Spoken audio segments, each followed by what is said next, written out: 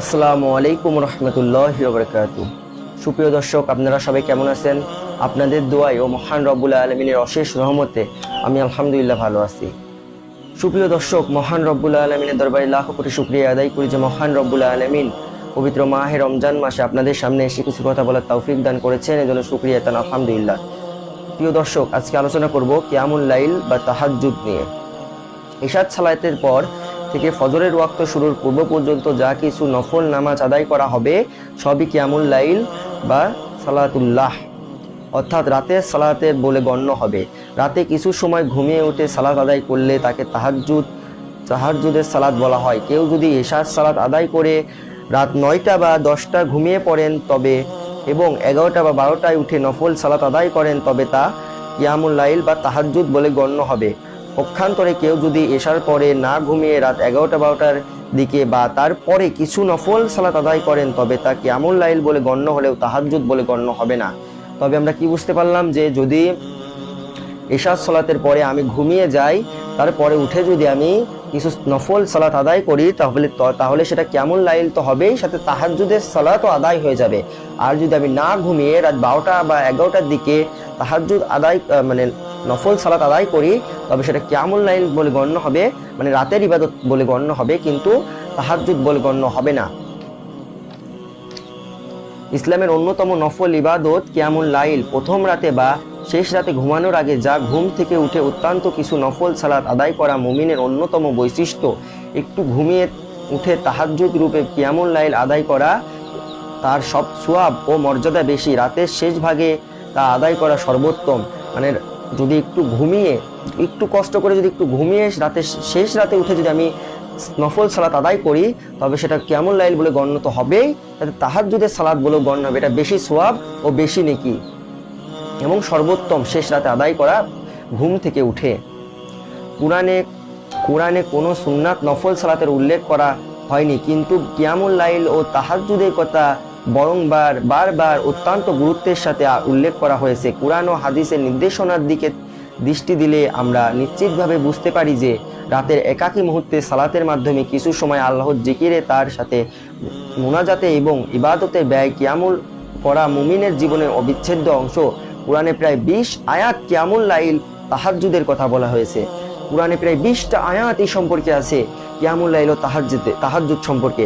আপনি গহীন রাতে শেষ রাতে উঠে যখন আল্লাহ তাআলার কাছে চাইবেন, আল্লাহ তাআলা তখন শেষ আসমানে নেমে আসে, বান্দার সম্মুখে চলে আসে।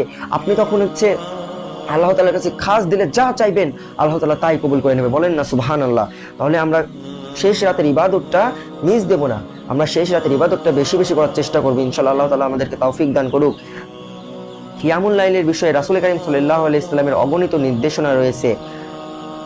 রাসূল কারীম সাল্লাল্লাহু আলাইহি ওয়াসাল্লাম বলেন, প্রতিপালক তার বান্দার সবচেয়ে নিকটবর্তী হন রাতের শেষ অংশে। কাজেই তুমি যদি সেই সময় আল্লাহর জিকির আজগারে অন্তর্ভুক্ত হতে পারো তবে তুমিও হবে আল্লাহ তাআলার নৈকট্য লাভ একজন মানুষ। হাদিসটি সহিহ। অন্য হাদিসে রাসূল কারীম সাল্লাল্লাহু আলাইহি ওয়াসাল্লাম ফরজ সালাতের পূর্বে সর্বশ্রেষ্ঠ ও সর্বশেষ ফজিলতপূর্ণ সালাত রাতের সালাত বা রাতের গভীর আদায়কারী সালাত। অন্য হাদিসে রাসূল কারীম সাল্লাল্লাহু আলাইহি ওয়াসাল্লাম বলেন, হে মানুষেরা, তোমরা সালামের প্রচলন করো, খাদ্য প্রদান করো, আত্মীয়তা রক্ষা করো এবং মানুষ যখন ঘুমিয়ে থাকে তখন সালাত আদায় করো, তাহলে তোমরা শান্তিতে নিরাপদে জান্নাতে প্রবেশ করতে পারবে। হাদিসটি সহিহ। যখন আমরা মানুষের আত্মীয়তার সম্পর্ক ভাঙবো না, আত্মীয়তা এখন কিছু হলে ঝগড়া বিপদ হলে তার সাথে আমরা কথা বলি না, আপন ভাইয়ের সাথে কথা বলি না, এটা করা যাবে না। আত্মীয়তার সম্পর্ক রক্ষা করতে হবে এবং গহীন রাতে যখন সবাই ঘুমিয়ে পড়বে তখন আমাদের কিয়ামুল লাইল বা তাহাজ্জুদ আদায় করতে হবে। তাহলে আমাদের জন্য জান্নাতের পথটা অনেক সুফল হয়ে যাবে, অনেক সুন্দর হয়ে যাবে। সাহাবীগণ কিয়ামুল লাইল পরিত্যাগ পছন্দ করতেন না।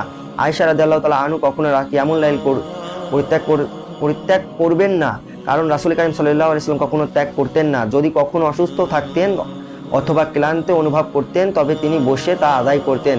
হাদিসে আমরা দেখি যে কোনো সাহাবী তাহাজ্জুদ পালনে অবহেলা করলে রাসূল কারীম সাল্লাল্লাহু আলাইহি ওয়াসাল্লাম আপত্তি করেছেন। রাসূল কারীম সাল্লাল্লাহু আলাইহি ওয়াসাল্লাম সাধারণত বিরত ও সহ মোট 11 রাকাত তাহাজ্জুদ আদায় করতেন। তিনি অধিকাংশ সময় শেষ রাতে তাহাজ্জুদ আদায় করতেন।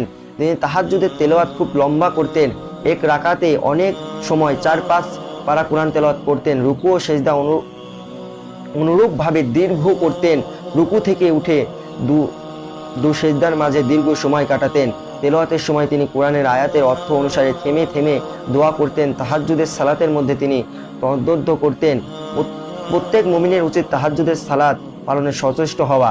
শেষ রাতে তাহাজ্জুদ আদায় অসুবিধা হলে প্রথম রাতে ঘুমাতে যাওয়ার আগে সাধ্যমতো 2, 4, 8 রাকাত সালাত আদায় করে এরপরে বেতের আদায় করবেন। এরপরে মনের আবেগ ও ভালোবাসা দিয়ে আল্লাহর কাছে সারা দিনের নিয়ামতের জন্য কৃতজ্ঞতা প্রকাশ করে নিজের বন্ধুদের ও শত্রুদের পাপের জন্য ক্ষমা চেয়ে, নিজের জন্য সাহায্য চেয়ে এবং তার সার্বিক রহমত ও নিরাপত্তা প্রার্থনা করে ঘুমাতে যাবেন। অনেকেরই কোরআনের সমস্যা অনেক অংশ বা মাত্র কয়েকটি ছোট্ট সূরা মুখস্থ। এই জন্য তাহাজ্জুদ দীর্ঘ তেলাওয়াতের সুন্নাত পালন তাদের জন্য কষ্টকর। কিন্তু আমরা আমরা 10টা সূরা পারি, ওই 10টা সূরা আমরা ভেঙে নেব, মানে 5টা সূরা প্রথম রাকাতে তেলাওয়াত করব আর 5টা সূরা দ্বিতীয় রাকাতে তেলাওয়াত করব। তাহলে আমাদের সালাতটা দীর্ঘ হবে। এবং রাসূল কারীম সাল্লাল্লাহু আলাইহি সাল্লাম এই কিয়ামুল লাইল বা তাহাজ্জুদের বিষয় অবহেলা করতে নিষেধ করেছেন। এবং বিভিন্ন হাদিসে পাওয়া যায় কিয়ামুল লাইল ও তাহাজ্জুদের কথা বারবার কোরআনে এসেছে এবং গুরুত্ব সহকারে এসেছে। আল্লাহ তাআলা আমাদের কিয়ামুল লাইল বা তাহাজ্জুদ পড়ার তৌফিক দান করুক। আমিন। ওয়া মা তাওফিকা ইল্লা বিল্লাহ। আসসালামু আলাইকুম ওয়া রাহমাতুল্লাহি ওয়া বারাকাতুহু।